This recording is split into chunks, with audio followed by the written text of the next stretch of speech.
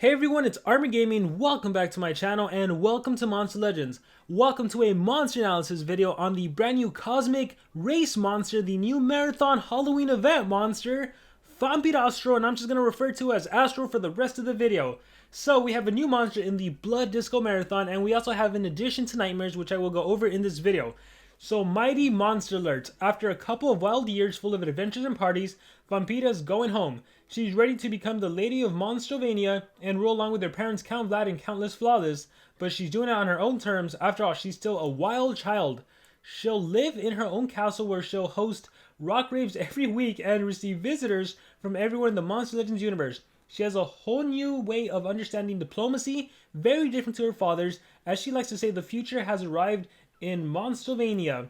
Count Vlad is organizing her homecoming ceremony, which will take place on Halloween. She has a special present for her, except it's not just a present, it's a strategic move. He knows his charisma isn't enough to stay in power in this new era, so he had Necrolig bring him a piece of stardust big enough to transform Vampira into a cosmic monster, thus guaranteeing the future of the family. At first, Necrolig was inclined to refuse such a big request, but he'd been given a home with Vlad's castle ever since he arrived with his brother Necromancer, who lives there too, so he felt obligated. Everything is set for Vampira to become Lady of Monstovania and receive cosmic powers as well as a new name fitting her new status, Fampirastral. And of course, like I said, we are getting the legendaries essentially remade as cosmic monsters. I personally really like it. From someone who's played Monster Legend for a long time, I love seeing the legendary monsters sort of get revamped and just seeing them in cosmic form. So I actually really like these new monster designs, and I am really enjoying this. Let me know in the comments if you guys like it or don't like it. Would you prefer brand new monsters, or is it cool to see like a cosmic version of Kai, a cosmic version of Vampira, a cosmic version of Varna? We're even getting a cosmic Varna, a cosmic Oros. So that's for another video. Let's see what this says.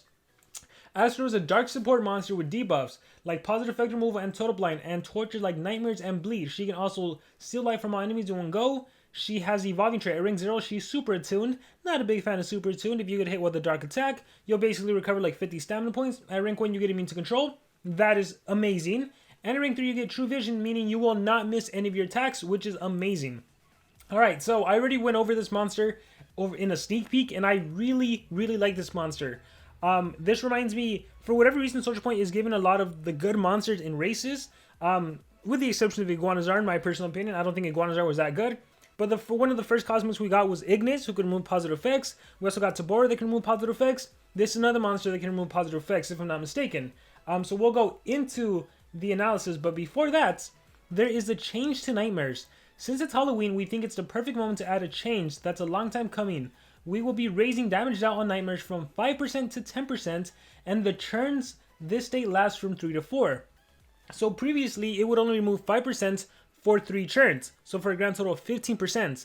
It's getting a major buff because now it's going for 10% for 4 turns, so it went from 15% to 40% of life that it's going to take out of the enemy monster. This change is permanent, so it's going to keep, for basically from this moment on till forever, it is now going to deal 10% of life, take away 10% of life, and last for 4 turns. That's pretty cool. You know, that extra 5% over time could definitely mean the difference between you losing a monster and not losing a monster. Because previously, Nightmares wasn't such a big thing to fear, well now it just became a lot stronger. Alright, so without further ado, let's talk stats. So this monster has a life stat of 72,384, and unfortunately this is rather on the lower end. It's tied with monsters like Kodama, Vanoss 2099, Heist, Thunderkong, Manipulate, Daigyao, Necrolict, and Shelly. So not necessarily high life stats. And the power stat, unfortunately, is the lowest of all the cosmic monsters. 70-40, this is the only monster to have this power stat, and it is the lowest of the cosmics. However, what this monster lacks in a life and power stat, it makes up for in speed. 5984, this is the fastest cosmic monster, tied with Ignis and Ferris. Now, we all know Ferris from the previous maze, not necessarily the best monster, kind of a supportive buffer. Ignis is kind of more along the lines of Astro here, where it's kind of the cleansing and supporting. So yeah, it's nice that these kinds of monsters are fast, because the way you design a team, you basically just need this monster to go first in the turn order, and currently in the meta, it's to remove Megaton. Get rid of Megaton and go from there. You know, do extra stuff. So If you don't need this monster to remove Megaton, you run this monster with all team speed. You can run your attacker with a team speed and 2 strength, and this monster will still go before your attacker because you have a higher base speed stat than your attacker. So speed stat is amazing, and that's really what matters on this type of monster. On supporters, you really just need a speed stat. The power stat doesn't matter, and the life stat, I mean, it's nicer if it's high, but it doesn't have to be. Alright, we already talked about the trait. The immune to control is awesome, and the true vision is awesome. So this monster cannot be stunned, cannot be frozen, cannot be possessed. That is fantastic, and true vision, so you're never missing your attacks. That's great. Relics, you can hold the trap and the banner. I think the banner relic is really good, especially now that we have Mr. Beast banner. Increases max stamina, and it also is basically a charging banner, so you never have to worry about stamina. And then the trap, Nebulance trap is always something you can utilize. Oblation trap if you have the golden trap.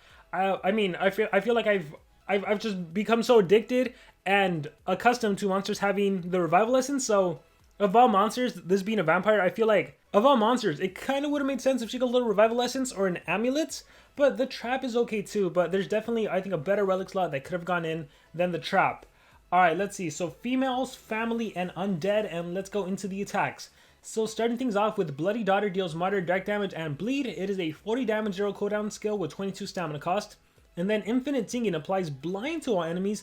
Not a bad skill. You might want to consider running this. It reduces 50% of accuracy from all of the enemy monsters. And the reason you might want to consider this is because it costs 0 stamina. It has no cooldown. So you can use this in any situation where you got hit with CDA because you're not immune to CDA, or if you got your stamina drained. Now for the most part, again, this monster isn't going to have to worry about stamina because you can always equip her with a charging banner or with a Mr. Beast banner. Alright, let's see what else we have. Spooky deals low special damage to one enemy, applies bleed to one enemy, gives 1 extra turn to itself. 25 stamina cost, 1 turn cooldown, 19 stamina. This skill is nice because it essentially allows you to cycle into another skill, and it also allows you to deal some residual damage. So the way I see this skill is you do Spooky against the enemy attacker. Why the attacker is because you're going to apply bleed, and bleed actually reduces the damage output by 20%. So of all the monsters on the enemy side, you want to reduce the damage output of the attacker. So you give him bleed and then you go on to another attack. Since we've only gone over Infinite Singing, you would do Infinite Singing, and now you've reduced damage output by 20% and you've blinded the enemy. That's awesome. The other good thing about this skill, dealing not so much damage, keep in mind this monster has a low power stat.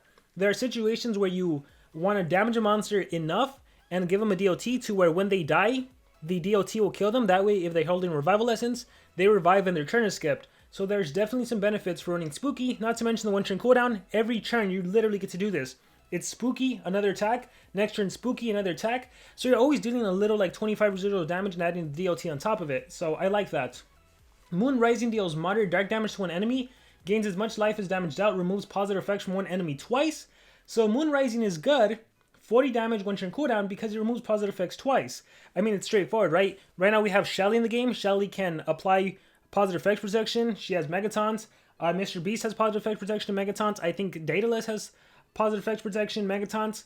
So being able to cleanse that, or even if we're thinking about a monster like Lonrad, who can apply dodge area, evasion, positive effect protection, a skill like Moon Rising literally penetrates through that positive effect protection and evasion or dodge area or Megaton, whatever it is. So that's awesome. This is like the Wormlad skill, right? Removes positive effects twice. I don't even care that it deals dark damage. I don't even care that it life steals. I mean, that's nice, but you're not going to be dealing that much damage. You're really using this skill just to remove positive effects. And on a 1 turn cooldown, with Spooky, this is a skill you can use literally every turn if you needed it. Let's see what else we have. Flying with the Devil. Deals heavy dark damage to an enemy, applies total blinding nightmares to an enemy. So it's very cool that this monster can also do denial. So Tabora can't do denial, Ignis can't do denial, but this monster has the capacity to do total blind, which reduces the accuracy by 100%, and on top of that you apply nightmares. And I mean, now nightmares has a buff. It's still not anything too crazy, but you do have that. Singing for You deals low dark damage to all enemies, gains as much life as damage dealt, removes positive effects from all enemies. So here is your team positive effect removal. It's interesting because even though this monster has a low power stat and a low life stat, with your attacks you are still taking some of the enemy's power, or with the enemy's life. What I will say about this skill is, in a situation, assuming you're going to get this monster ranked up, rank 3, rank 4, rank 5, because this is a team race monster, if you ever battle a Daedalus, honestly, I feel like you could probably run this monster as an attacker and do Singing for You and probably kill the enemy Daedalus, right? Because you're a cosmic monster, you have a dark damage attack, it's 50% strong against Daedalus, so you never know. I mean, it's a pretty straightforward skill. Again, this is the reason I can compare this monster to an Ignis or a Tabora, in which their whole purpose is to remove positive effects. But as I mentioned, Unlike Tabora and unlike Ignis, this monster can also follow up with a Total Blind and with more positive effect removal. So I really enjoy that. Yeah, that's pretty cool. Let's see what else we have. Nightmare on the Streets. Deals moderate dark damage, applies blind, nightmares, and bleeding to all enemies. What a fantastic AoE skill that does 3 things. Reduces accuracy and 2 dots. Bleeding nightmares. That's awesome. Honestly, the difficult thing with this monster is going to be deciding on the skill sets. And look at the last skill, the Reaper. Deals low special damage to one enemy, removes positive effects from one enemy, gives 1 extra turn to itself. How amazing is the Reaper? That is a fantastic skill, especially because it counteracts the meta, which is Megaton, basically, right? It doesn't matter if they have a Bombade, it doesn't matter if they have a Shelly. You start the game off, bye-bye Megatons, and then you can follow up with something else. You follow up with Nightmare on the Streets, and now all the enemies are blinded, they all have nightmares, they all have bleed. Or you follow up with the Total Blind against the enemy attacker, right? If your team is a Bombada, Astro, and some other Deny monster attacker, and the enemy is running a Tabora, Bombada, and some attacker, guess what? You know that Tabora or that Ignis, they're going to do the skill that cleanses Megaton from your Bombada.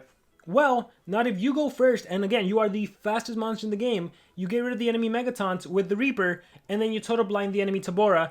And now when they do their skill, my favorite trick to get rid of your Megatons, it's going to miss because it's 100% accuracy reduction. So that's amazing. This monster is amazing. So honestly, because of the meta right now, recommended skill set would be the Reaper on turn 1. By the way, if you wanted to run Spooky, you could do the Reaper, you could do Spooky against the attacker, and then you can do the Total Blind against the enemy Denier or the enemy Tabora who's supposed to remove Megaton from your team. Like, you can pull that off, and then you still have 1 more skill to choose from. So that's pretty cool. In which case, you would probably run the AoE skill, I think. But yeah, so I mean, it goes without saying, you want to run the Reaper for sure, 100% of the time, and Flying with the Devil, you want to run that. And then the last 2 skills, it's really up to you.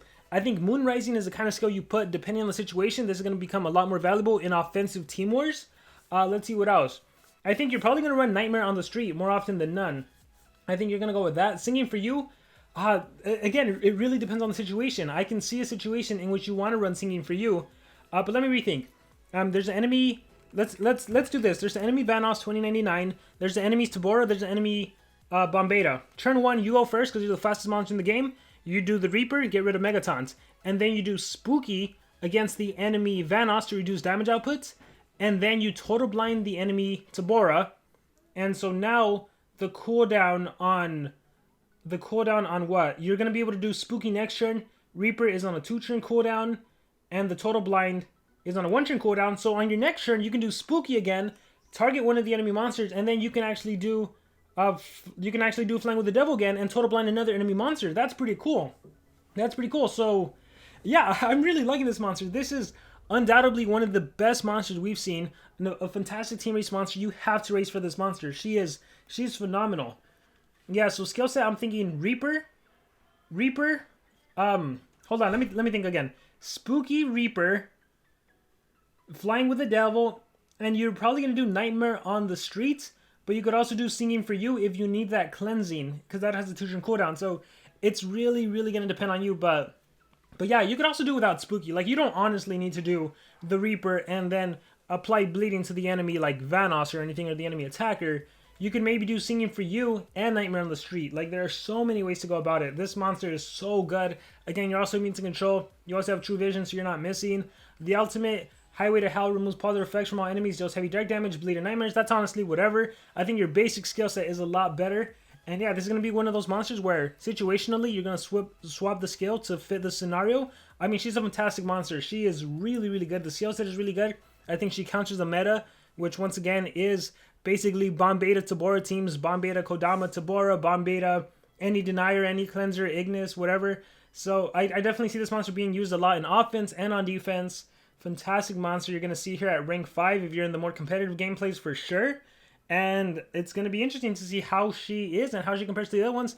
I still think Tabora kind of has an edge in the sense that if you look at the skill set of Tabora, you can give your team immunities, you have revival lessons, right? So it kind of has an advantage there, but skill set wise, this is by far one of the best that we've seen. And again, like even the basic attack, infinite singing, and an AoE blind, that doesn't matter if you got hit with CDA or anything, that is awesome. So that's it for my analysis. This is the kind of monster you actually go first. 3 speed on this monster. You could do team speed, but really it's 3 speed. Go first, get rid of Megaton, and go from there.